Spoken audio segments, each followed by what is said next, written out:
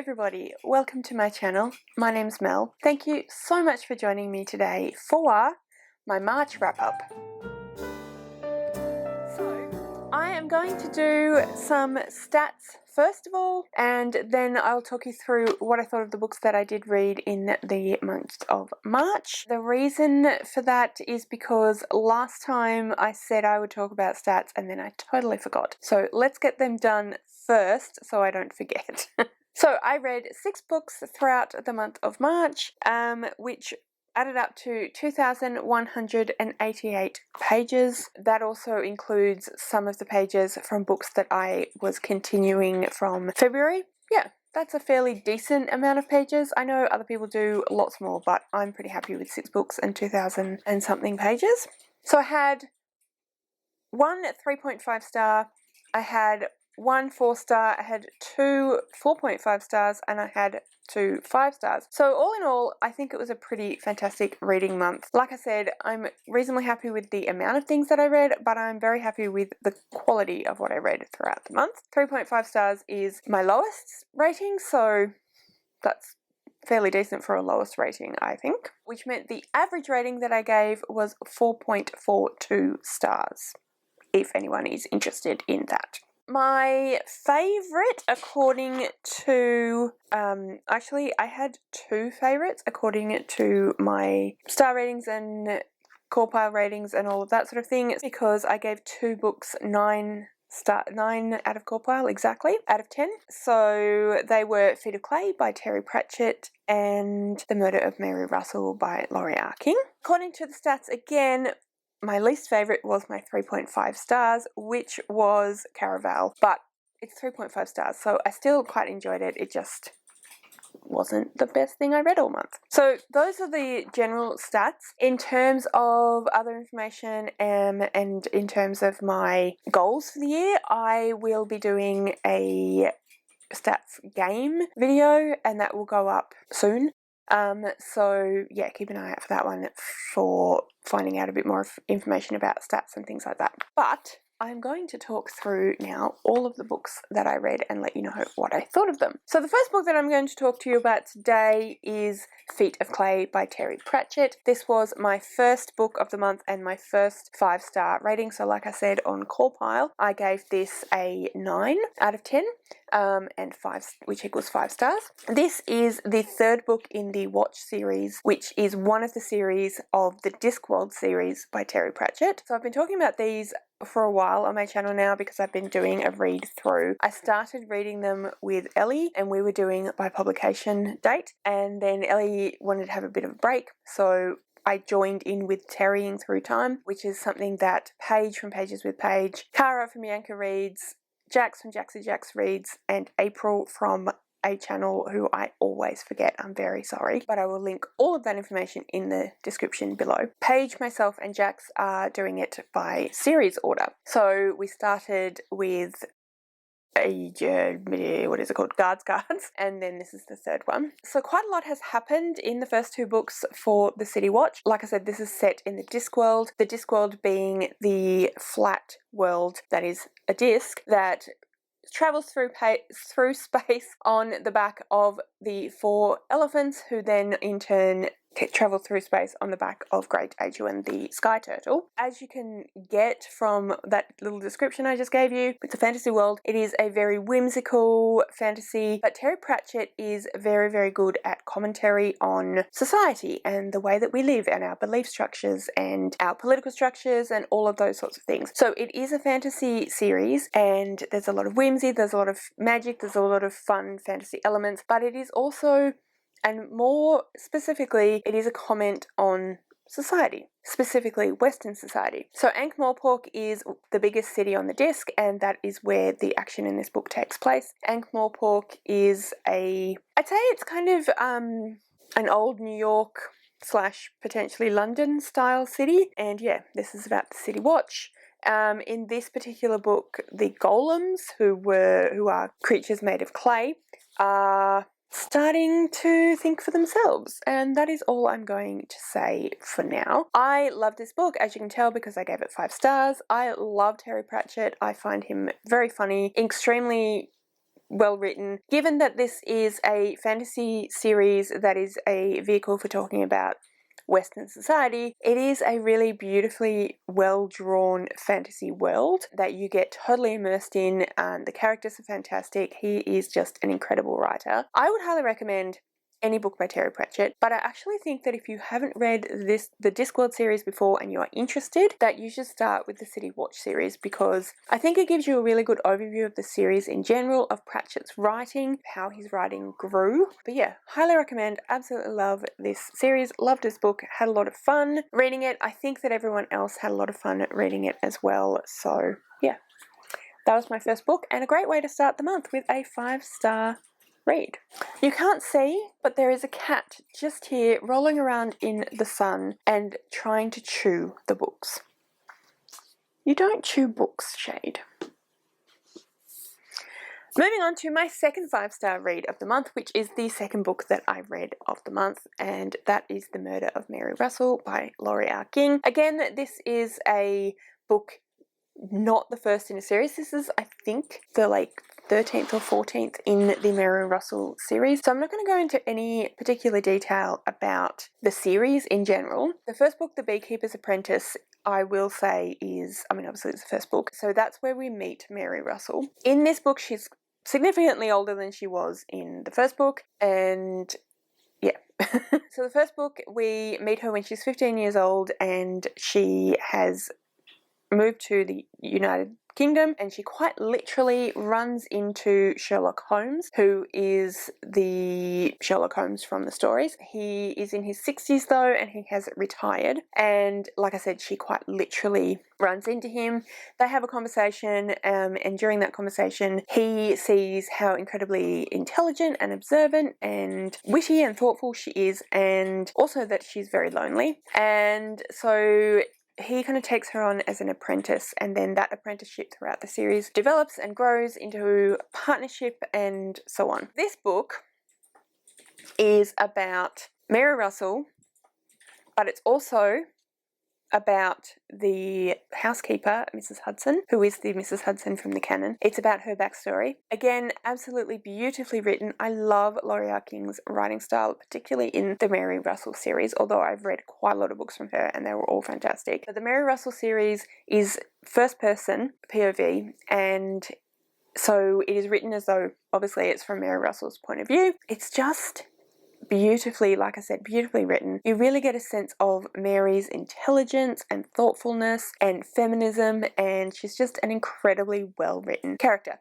Having said that though, a lot of the POV is actually, like I said, from Mrs. Hudson this time around, and again, it's still so beautifully written. The characters are so well written. It's very descriptive without being overly flowery. It's just fantastic. Just fantastic writing. I highly recommend this book for its intelligence, or the whole series, for its intelligence, its thoughtfulness, its prose, the character of Mary Russell, etc. So yeah, this was a fantastic start to the month because we had Feet of Clay and this one, both of which were 5 stars. Feet of Clay was a reread for me, so not surprising. This one was not. Actually haven't finished this series despite continuously calling it one of my favourite series of all time. But I'm getting there, and yeah, definitely highly love this one.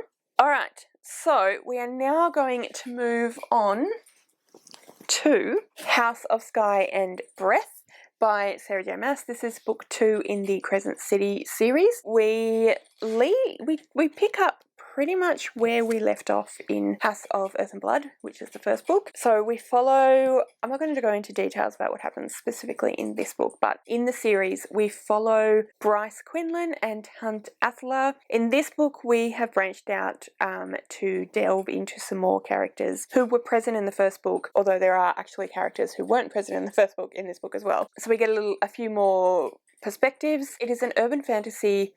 I get the impression that it's potentially supposed to be like a future post-apocalyptic world, our world, but I'm not certain that that's the case. But either way, it's an urban fantasy that is set in some kind of otherworldly type setting. In Crescent City, we have, in the world, let me start again. In the world that this book takes place in, A few centuries ago, there was some kind of rift between various different dimensions, and so on different worlds. The world that used to belong to humans now has been infiltrated by angels and vampires and werewolves and fairies and etc. etc. Yeah, there's a lot of politics going on. There's a war between humans and all the other paranormal figures who are called Veneer.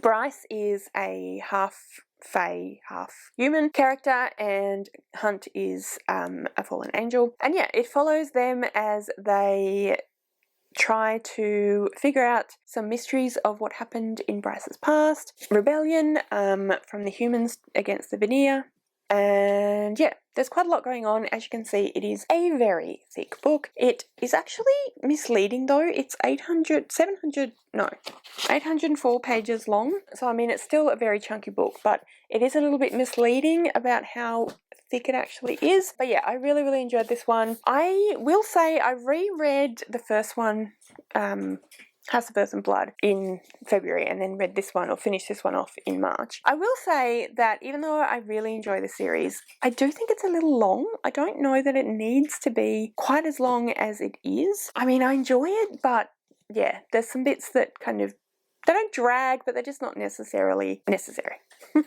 But anyway, that was that one. I gave it an 8.14 in Corpile, which works out to be 4.5 stars. So just short of 5 stars, but definitely still up there for enjoyment, and a book that I really, really thought was great. And I definitely will be continuing the series.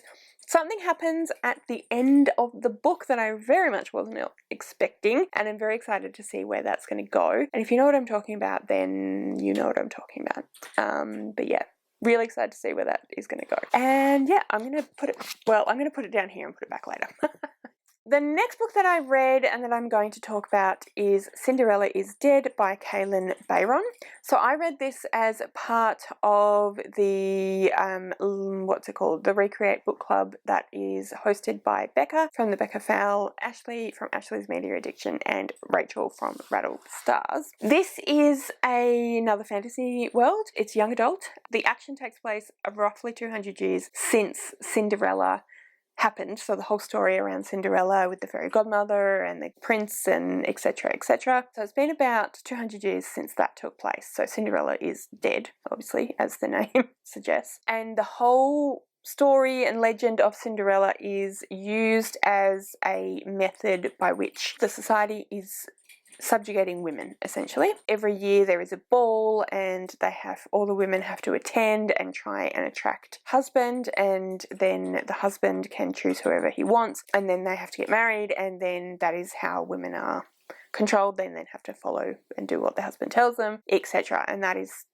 the way things are done. It's all based on this legend of Cinderella. But perhaps there is something else going on. Perhaps there is more to the story of Cinderella than everyone's been led to believe. So into this situation, we are following our main character, whose name I've actually entirely forgotten. Oops. But anyway, we're following our main character, and she is queer, and she is in love with her best friend, who is a girl, and that's definitely not allowed in this society. She really doesn't want to follow what's laid out for her life, but she's feeling very trapped, and then stuff happens and she meets another person, and they start to form a bit of a rebellion against the status quo. That's all I'm going to say. I potentially feel like I've already said too much, so hopefully that wasn't too spoilery for anyone that hasn't read it. I did really, really enjoy this book. I thought it was well written. I gave it a 7.14 on Corpile, which works out at a 4-star rating. So yeah, I did really enjoy this one. I thought that it was really fun. I thought that it was well written. I liked the way that they used the legend, and it was something a little bit unexpected, a little bit different from what you would have thought from the whole legend of, or fairy tale of, Cinderella. But yeah, I did really enjoy it. It was a lot of fun. It was very easy to read, and I just had a fun time. Then I read Caraval by Stephanie Garber. This is the first book in I think the series is actually just called Caraval. So this was the Last to Read book club, which is the book club that I run with Ellie from Earl Grey Books and Lana from Lore and Lullabies. So for this month, or that month, March, we were reading Caraval. And yeah, I ended up giving this one 6.29 in Corpile, which works out at 3.5 stars. So as I said at the beginning of this video, it was my lowest rated book. I still gave it 3.5 stars. I still did enjoy it. Mostly it was the pacing that I had a bit of an issue with. There were some parts that seemed to drag and some parts that went by really quickly. So it was just a bit off. It didn't feel like it followed that well. The main character didn't bother me as much as she definitely bothered Lana and some of the other people reading along with us, but the narration kept telling us that she knew all about liars and she was well versed at dealing with manipulation and being manipulated, but then she was very naive. So it kept trying to tell us that she wasn't naive, but then her actions were naive. So there was a bit of a disconnect there, which I didn't really like. And also, from that point of view, it was more tell rather than show, which wasn't great, wasn't ideal. I didn't really buy all of the stuff with her father, and again, if you know what I'm talking about, you know what I'm talking about. I don't want to spoil anything. And the kind of main crux of what the whole thing was about was a little bit overcomplicated. And now that I'm talking through all that and I'm looking at it and thinking 6.29, 3.5 stars, I'm not certain that really I did give it 3.5 stars. That seems like slightly too high of a rating given all the things that I just listed as having issues. So I'm going to drop that to a 3-star, but I really, now that I'm thinking about it a bit more and talking through, I'm not even sure if maybe it doesn't deserve a bit of a lower rating again, because I feel like I tend to be generous more so than necessarily I actually felt, because a 3-star would still imply that I quite liked it. And the thing is that I did, despite all of those things, I kind of did like it, and I did kind of let myself just go along for the ride and not worry too much about those inconsistencies. And I think partly that's because it is a young adult fantasy, and as a 40-year-old or 42-year-old, I'm trying to be a little bit more lenient towards young adult because it's aimed at people who, you know, are younger and have less experience in life and reading and etc. But I still think maybe it needs to be a 3. Let's go with 3. But yeah, so I have been not holding the book up this whole time because I forgot that I had not returned it to the library yet. But yeah, that's it there. So anyway, yeah, that was Caraval by Stephanie Garber. Then I started reading this one in February and I finished it in March, Muse of Nightmares, which I did not grab off my shelf. So I'll just put an image of it here, but I do own it. So this is the second book in the Strange the Dreamer duology by Laini Taylor. I read this one with my friend Alison and it was amazing. I love Laini Taylor's writing style. She is an incredibly whimsical writer and very kind of lyrical prose, which is something that I absolutely love, but I know it's not to everyone's taste. So there were a lot of descriptions. I didn't feel like it was overly descriptive in a too much description, not enough story, which I know that some people have said, but I don't personally find that. I just thought it flowed beautifully. I love the way that Laini Taylor's I love her imagination. The way her brain works just honestly blows my mind. I don't know how people like Laini Taylor come up with these storylines. There was so much going on and so much that she's obviously drawn from mythology, from other fantasy books, just was absolutely incredible and so beautifully woven together, and how it all ended up was just very satisfying. It didn't end up at all how I thought it was going to, and the whole kind of what they were doing and what was actually happening and why was so much darker and so much more visceral and upsetting than anything I expected, but just fabulously done, fabulously written. I love this book. I'm talking about it and now I'm looking at it and I'm thinking, well, I gave it 4.5 stars. Why did I give it 4.5 stars when I'm not sure about my ratings, guys.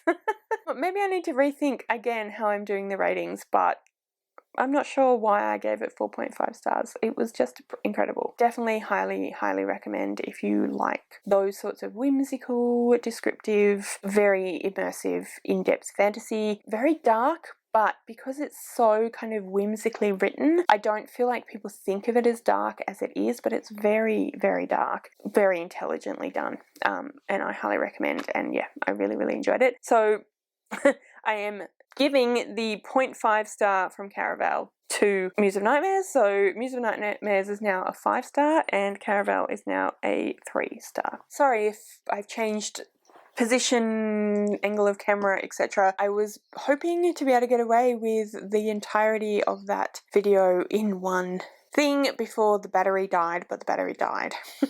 It was flashing at me for a while and I ignored it, but yeah, finally ran out, so I had to swap batteries. Anyway, I'm back. The final book that I want to talk to you about, I'm only going to mention very briefly because I have not finished it, and that is Bridge of Clay. I am currently reading it. I am up to page 142, up to part 3. If I were reading this by myself, I probably would have DNF'd it by now, but I'm reading this with my friend Michelle. She knows I'm not loving it, but she wasn't loving it either, and then she got a bit more into it, and then she has, I don't actually know if she's finished it or not, but she read at least half of it already, and there's a section that she really wants to discuss with me because she thinks is beautifully written. But I haven't gone back to it. I don't really know that I want to, but I promised her.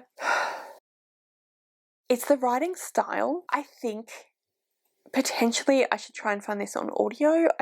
That might help. The writing style is it's very choppy and changey, very short sentences. It's told in first person POV, but within that it swaps POV, or that person follows the action of different people, and it changes a lot. And normally I like when POV changes. I don't know if it's because it's told in first person, like I, he, yeah, I don't know, but it's just something about the writing style that's just not gelling with me. So I guess in my vlogs I will keep you updated about how I go with this one. It's pretty chunky.